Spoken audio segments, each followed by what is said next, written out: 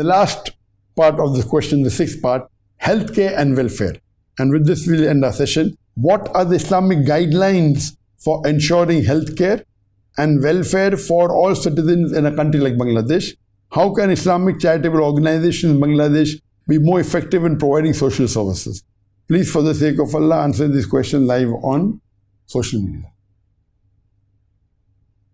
What are the Islamic guidelines for healthcare and welfare? Again, the guidelines of the Quran, the Hadith, and see to it that you give proper healthcare, unlike USA where you have to go insurance and riba-based insurance, and many times you get stuck and you don't get treatment. But see countries like Malaysia, mashallah, the hospitals for the citizens are excellent and they are very effective. So use the Baitul Mal of Zakat to solve this problem. And if the Bangladesh is poor, you give them free treatment. You have hospitals that take care of the poor people, and whatever disease that's prevalent, it's the birthright of a human being that he gets the basic treatment.